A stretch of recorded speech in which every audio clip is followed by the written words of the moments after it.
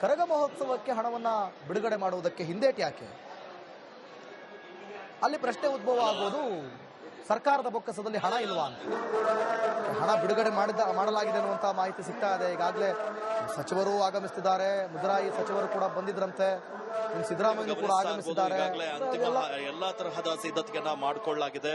ಮಳೆಯ ನಡುವೆ ಕೂಡ ಎಲ್ಲ ಪೂಜಾ ವಿಧಿವಿಧಾನ ಕೂಡ ನಡೆಸಲಾಗಿದೆ. ಸದ್ಯ ಈಗ ತೇಜಸ್ವಿ ಸೂರ್ಯ ಹಾಗೆ ಅವರ ದಂಪತಿ ಶ್ರೀವಶ್ರೀ ಸ್ಕಂದ ಅವರು ಕೂಡ ಆಗಮಿಸಿದ್ರು. ದ್ರೌಪದಿ ದೇವಿಯ ದರ್ಶನವನ್ನ ಕೂಡ ಪಡೆದ್ರು. ಈ ಸಂದರ್ಭದಲ್ಲಿ ತೇಜಸ್ವಿ ಸೂರ್ಯ ಅವರು ಮಾತಾಡುವಂತಹ ವೇಳೆಯಲ್ಲಿ ಅನುದಾನದ ಜಟಾಪಟಿ ವಿಚಾರಕ್ಕೆ ಸಂಬಂಧಪಟ್ಟ ಹಾಗೆ ರಿಯಾಕ್ಟ್ ಅನ್ನ ಕೂಡ ಮಾಡಿದ್ರು. ಅಲ್ಲದೆ ಸರ್ಕಾರದ ವಿರುದ್ಧ ಆಕ್ರೋಶವನ್ನ ವ್ಯಕ್ತಪಡಿಸಿದ್ರು.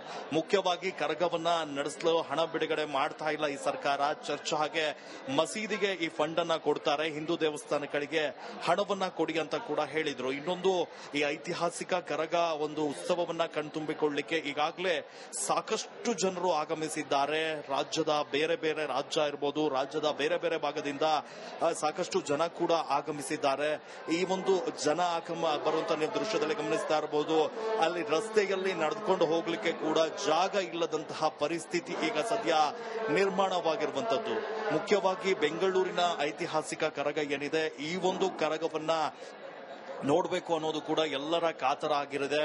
ಸುಮಾರು 12 ದಿವಸಗಳ ಕಾಲ ನಡೀತಾ ಇರುವಂತಹ ಈ ಒಂದು ಉತ್ಸವವನ್ನ ಕಣ್ತುಂಬಿಕೊಳ್ಬೇಕು ಅನ್ನುವಂಥದ್ದು ಕೂಡ ಜನರ ಒಂದು ಕಾತರ. ಈಗಾಗಲೇ ಸಾಕಷ್ಟು ಜನ ಒಂದು ದೇವಿಯ ದರ್ಶನವನ್ನ ಪಡ್ಕೊಳ್ತಾ ಇದ್ದಾರೆ, ಕರಗವನ್ನ ನೋಡಬೇಕು ಅನ್ನುವಂತಹ ಒಂದು ನಿಟ್ಟಿನಲ್ಲಿ ಎಲ್ಲ ಆಗಮಿಸಿದ್ದಾರೆ. ಅಲ್ಲದೆ ಅನೇಕ ಗಣ್ಯರು ಕೂಡ ಆಗಮಿಸಿದ್ರು. ಸಿಎಂ ಸಿದ್ದರಾಮಯ್ಯ ಬಂದು ದೇವಿಯ ದರ್ಶನವನ್ನ ಕೂಡ ಪಡೆದುಕೊಂಡು ಹೋದ್ರು. ಆದ್ರೆ ಯಾವುದೇ ಮಾತನ್ನ ಮಾಧ್ಯಮಗಳಿಗೆ ಪ್ರತಿಕ್ರಿಯೆಯನ್ನ ನೀಡದೆ ಹೋಗಿದ್ರು. ಇನ್ನು ಈ ಬೆಂಗಳೂರಿನ ಕರಗ ಒಂದು 8 ಶತಮಾನಗಳ ಇತಿಹಾಸವನ್ನ ಕೂಡ ಹೊಂದಿದೆ. ಯಾವಾಗ ದ್ರೌಪದಿ ದೇವಿಯ ಕರಗ ಉತ್ಸವಕ್ಕೆ ಚಾಲನೆ ಸಿಗುತ್ತೆ, ಶಕ್ತೋತ್ಸವ ಶುರು ಆಗ್ತಾ ಇದ್ದ ಹಾಗೆ ಮಲ್ಲಿಗೆ ಹೂವಿನಿಂದ ಸಿಂಗಾರಗೊಂಡಂತಹ ಏನು ಈ ಕರಗ ಶಕ್ತೋತ್ಸವ ಹೊರಗಡೆ ಬಂದ ನಂತರ ದೇಗುಲಕ್ಕೆ ಪ್ರದಕ್ಷಿಣೆ ಹಾಕಿ ಆ ನಂತರ ಕರಗವನ್ನ ನಗರ ಪ್ರದಕ್ಷಿಣೆ ಕೂಡ ಹಾಕುವಂತ ಕೆಲಸವಾಗುತ್ತೆ. ಈಗಾಗಲೇ ದೇಗುಲದ ಏನು ಸ್ಥಾಯಿ ಸಮಿತಿ ಏನಿದೆ, ಆ ಉತ್ಸವ ಸಮಿತಿಯ ಅಧ್ಯಕ್ಷರು ಹೇಳಿರುವಂತೆ 1:30 2 ಗಂಟೆಗೆ ಸುಮಾರಿಗೆ ಇಲ್ಲಿಂದ ತಾಯಿ ನಗರ ಪ್ರದಕ್ಷಿಣೆಗೆ ಹೊರಡುತ್ತೆ. ಅದ್ರ ಜೊತೆ ಸಾಕಷ್ಟು ಜನ ವೀರಪುತ್ರರಿರ್ಬೋದು, ಸಾಕಷ್ಟು ಜನ ಆ ಒಂದು ಕರಗ ಸಾಗುವಂತಹ ಮಾರ್ಗದಲ್ಲಿ ಗೋವಿಂದ ಗೋವಿಂದ ನಾಮ ಸ್ಮರಣೆಯನ್ನ ಮಾಡಿಕೊಂಡು ಹೋಗ್ತಾರೆ. ಅದರಲ್ಲಿ ಮುಖ್ಯವಾಗಿ Kumbarapete road, Raja market circle, city market circle ಹಾಗೆ ಕೋಟೆ ಆಂಜನೇಯ ಸ್ವಾಮಿ ದೇಗುಲ ಇರಬಹುದು. ಅದಾದ ನಂತರ ಸಿಟಿ ಮಾರ್ಕೆಟ್ ಪೊಲೀಸ್ ರೋಡ್ ಕಡೆ ಕೂಡ ಹೋಗ್ತಾರೆ. ಇನ್ನೊಂದು ವಿಚಾರ ಅಂದ್ರೆ ಈ ಒಂದು ಕರಗದ ಮತ್ತೊಂದು ವಿಶೇಷ ಅಂತ ಹೇಳಿದ್ರೆ ಹಿಂದೂ ಮುಸ್ಲಿಂ ಅವರ ಭಾವೈಕ್ಯತೆಯ ಒಂದು ಉತ್ಸವ ಅಂತಾನೆ ಕರೀಬಹುದು. ಅದರಲ್ಲಿ ಮುಖ್ಯವಾಗಿ ಮಸ್ತನ್ ಸಾಬ್ ದರ್ಗಾ ಏನಿದೆ, ಆ ದರ್ಗಕ್ಕೆ ಕರಗ ಮೆರವಣಿಗೆ ಕೂಡ ತೆರಗುತ್ತೆ. ಅಲ್ಲಿ ಪೂಜೆ ಸಲ್ಲಿಸಿದ ನಂತರ ಬಾಳೆಪೇಟೆ ಸರ್ಕಲ್, ಅಣ್ಣಮ್ಮದೇವಿ ದೇವಸ್ಥಾನ, ಕಾಟನ್ಪೇಟೆ ಮುಖ್ಯ ರಸ್ತೆ, ಶ್ರೀ ಧರ್ಮರಾಯ ಸ್ವಾಮಿ ದೇಗುಲವನ್ನ ಪ್ರವೇಶ ಮಾಡುತ್ತೆ. ಕೊನೆಯದಾಗಿ ಈ ಒಂದು ಕರಗ ಉತ್ಸವವನ್ನ ಏನು ಈಗ ಸದ್ಯ ಲಭ್ಯವಾಗ್ತಾ ಇರುವಂತಹ ಮಾಹಿತಿಯ ಪ್ರಕಾರ 2 ಗಂಟೆಗೆ ಈ ಒಂದು ಕರಗ ಏನು ಹೊರ ಬರುವಂತಹ ಸಾಧ್ಯತೆ ಇದೆ. ಪ್ರತಿ ವರ್ಷ 12 ಗಂಟೆ ಸುಮಾರಿಗೆ ಹೊರ ಬರ್ತಾ ಇತ್ತು. ಆದ್ರೆ ಇವತ್ತು ಮಳೆ ಬಂದಂತಹ ಕಾರಣಕ್ಕಾಗಿ ಈ ಒಂದು ಕರಗ ಬರುವಂತಹ ಸಮಯ ಕೂಡ ಬದಲಾವಣೆ ಆಗಿರುವಂತದ್ದು. ಹೀಗಾಗಿ ಅಂದ್ರೆ ಇವತ್ತು ಈ ನಗರ ಪ್ರದಕ್ಷಿಣೆ ಮುಗಿದ ನಂತರ ಬೆಳಗ್ಗೆ ಇಲ್ಲಿ ಪ್ರವೇಶವನ್ನ ಮಾಡೋದು ಕೂಡ ತಡವಾಗುತ್ತೆ. ಆದ್ರೆ ಎಷ್ಟೇ ತಡವಾದ್ರೂ ಕೂಡ ಈಗಾಗಲೇ ಸಾಕಷ್ಟು ಜನ ಬಂದು ಈ ಒಂದು ಐತಿಹಾಸಿಕ ಉತ್ಸವ ಮತ್ತೆ ದೇವಿಯನ್ನ ಕಣ್ತುಂಬಿಕೊಳ್ಬೇಕು ಅಂತ ಹೇಳಿ ಕಾಯ್ತಾ ಕೂತ್ಕೊಂಡಿದ್ದಾರೆ. ಈಗಾಗಲೇ ಈ ಸುತ್ತಮುತ್ತ ಕೂಡ ಹಬ್ಬದ ವಾತಾವರಣವೇ ಸೃಷ್ಟಿಯಾಗಿದೆ. ಇನ್ನೊಂದು ಭದ್ರತೆ ವಿಚಾರವನ್ನ ಕೂಡ ನಾವು ನೋಡ್ತಾ ಹೋಗ್ಬೇಕಾಗಿರುವಂತದ್ದು. ಪೊಲೀಸರು ಕೂಡ ಸಾಕಷ್ಟು ಕಟ್ಟುನಿಟ್ಟಿನ ಕ್ರಮವನ್ನ ಕೂಡ ಕೈಗೊಂಡಿದ್ದಾರೆ. ಯಾವುದೇ ತರಹದ ಅಹಿತಕರ ಘಟನೆಗಳು ಆಗಬಾರದು ಎನ್ನುವಂತ ಕಾರಣಕ್ಕಾಗಿ ಕೇಂದ್ರ ವಿಭಾಗದ ಡಿಸಿಪಿ ಶೇಖರ್ ಅವರ ನೇತೃತ್ವದಲ್ಲಿ ಬಂದೋಬಸ್ತನ್ನು ಕೂಡ ಕೈಗೊಳ್ಳಲಾಗಿದೆ. ಜನರಲ್ಲಿ ಈಗ ಸದ್ಯ ಸಂಭ್ರಮ ಯಾವ ರೀತಿ ಕಳೆಗಟ್ಟಿದೆ ಅನ್ನುವಂತಹ ದೃಶ್ಯವನ್ನ ಕೂಡ ನೀವು ನೋಡ್ತಾ ಇದ್ದೀರಾ. ಈಗಾಗಲೇ ದೇಗುಲದ ಒಳಗಡೆ ಕೂಡ ಪೂಜಾ ವಿಧಿವಿಧಾನ ಆಗ್ತಾ ಇದೆ. ರಥವನ್ನ ಕೂಡ ಈಗ ಅಲಂಕಾರಗೊಳಿಸಲಾಗ್ತಾ ಇದೆ. ಇವೆಲ್ಲ ಮುಗಿಯುವ ಹಂತಕ್ಕೆ ಬರುವಂತಹ ಸಂದರ್ಭದಲ್ಲಿ ಕರಗವನ್ನ ಹೊತ್ತು ಬರಲಿರುವಂತಹ ಪೂಜಾರಿ ಜ್ಞಾನೇಂದ್ರ ಅವರು ಹೊರಬರುವಂತಹ ಸಂದರ್ಭ ಸುಮಾರು ಆ ಒಂದು ಅದ್ಭುತ ಕ್ಷಣ, ಆ ಒಂದು ಗಳಿಗೆಯನ್ನ ಕಣ್ತುಂಬಿಸಿಕೊಡ್ಲಿಕ್ಕೆ ಈಗಾಗಲೇ ಲಕ್ಷಾಂತರ ಜನ ಕೂಡ ಕಾತುರರಾಗಿ ಕಾಯ್ತಾ ಇದ್ದಾರೆ.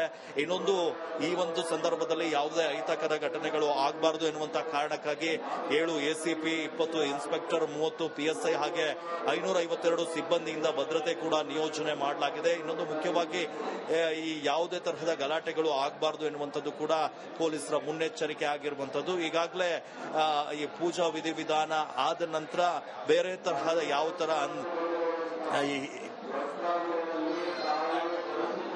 ಇನ್ನೂ ಕೂಡ ಅನೇಕ ಗಣ್ಯರು ಆಗಮಿಸುವಂತಹ ಸಾಧ್ಯತೆಗಳು ಕೂಡ ಸಾಕಷ್ಟು ಇರುವಂತಹ ಕಾರಣಕ್ಕಾಗಿ ಕಳೆದ ಬಾರಿ ಕೂಡ ಅನೇಕ ಗಣ್ಯರು ಆಗಮಿಸಿದ್ರು. ಈ ಬಾರಿ ಕೆಲವೊಂದಿಷ್ಟು ವಿವಾದಗಳ ಕೇಂದ್ರ ಬಿಂದು ಆಗಿತ್ತು ಬೆಂಗಳೂರಿನ ಕರಗ ಅಂದ್ರೂ ಕೂಡ ಜನರಲ್ಲಿ ದೇವಿಯ ಮೇಲೆ ಇರುವಂತಹ ಭಕ್ತಿ ಕೂಡ ಕಡಿಮೆ ಆಗಿಲ್ಲ. ನೀವು ಗಮನಿಸ್ತಾ ಇರಬಹುದು ದೃಶ್ಯದಲ್ಲಿ ಪ್ರತಿಯೊಂದು ಕೂಡ ಎಲ್ಲರೂ ಬೇರೆ ಬೇರೆ ಭಾಗದಿಂದ ರಥವನ್ನ ಆಚರಿಸಿ ಎಲ್ಲರೂ ಈ ಒಂದು ಉತ್ಸವದಲ್ಲಿ ನಾವು ಪಾಲ್ಗೊಳ್ಬೇಕು ಅನ್ನುವಂಥದ್ದು. ಈ ಸದ್ಯ ಈ ಒಂದು ಧರ್ಮರಾಯ ಸ್ವಾಮಿ ದೇಗುಲದ ಅಕ್ಕಪಕ್ಕದ ರಸ್ತೆಗಳು ಕೂಡ ಜನರಿಂದನೇ ತುಂಬ ಹೋಗಿದೆ. ಈ ಒಂದು ಧರ್ಮರಾಯ ಸ್ವಾಮಿ ದೇವಸ್ಥಾನ ಇರ್ಬೋದು, ಅದಾದ ನಂತರ SP ರೋಡ್ ಇರ್ಬೋದು, ಈ ಕಡೆ ಯಾರನ್ನು ಕೂಡ ಜನರ ವಾಹನಗಳಿಗೆ ಪ್ರವೇಶವನ್ನ ಕೂಡ ಕಲ್ಪಿಸಲಾಗಿದ್ದಿಲ್ಲ. ರಸ್ತೆಯ ತುಂಬಾ ಜನರೇ ತುಂಬಿಕೊಂಡಿರುವಂತದ್ದು. ನಾನೀಗ ಈ ಒಂದು ಟಾಪ್ ಆಂಗಲ್ ನಲ್ಲಿ ನಿಂತ್ಕೊಂಡು ಆ ಒಂದು ದೃಶ್ಯವನ್ನ ಕೂಡ ತೋರಿಸ್ತಾ ಇದ್ದೀವಿ. ನೀವು ಗಮನಿಸ್ತಾ ಇರಬಹುದು. ಈ ಒಂದು ಅದ್ಭುತವಾದಂತಹ ಕ್ಷಣ. ಈ ಪ್ರತಿ ವರ್ಷಕ್ಕೆ ಒಂದು ಬಾರಿ ಬರುವಂತಹ ಈ ಒಂದು ಕರಗ ಉತ್ಸವವನ್ನ ಜನರು ಕೂಡ ಕಾತರದಿಂದ ಕಾಯ್ತಾ ಇದ್ದಾರೆ. ಬೇರೆ ಬೇರೆ ಭಾಗದಿಂದ ಬಂದು ನೋಡ್ತಾ ಇದ್ದಾರೆ. ಪ್ರತಿ ಮನೆ ಹೋಗಿ ಪೂಜೆಯನ್ನ ಕೂಡ ಸಲ್ಲಿಸುವಂತ ಕೆಲಸವನ್ನ ಕೂಡ ಮಾಡ್ತಾರೆ. ಈ ಒಂದು ಧರ್ಮರಾಯ ಸ್ವಾಮಿ ದೇವಸ್ಥಾನ ಇರಬಹುದು, ಅಕ್ಕಪಕ್ಕದ ಪ್ರತಿ ಗಲ್ಲಿಯಲ್ಲಿ ಕೂಡ ಕರಗ ಹೋಗುವಂತಹದ್ದು. ಆ ಸಂದರ್ಭದಲ್ಲಿ ಅಲ್ಲೂ ಕೂಡ ಸಾಕಷ್ಟು ಜನ ಬಂದು ದರ್ಶನವನ್ನ ಕೂಡ ಪಡ್ಕೊಳ್ತಾರೆ. ಆ ಒಂದು ಕರಗವನ್ನ ಕಣ್ತುಂಬಿಕೊಳ್ತಾ ಹೋಗ್ತಾರೆ.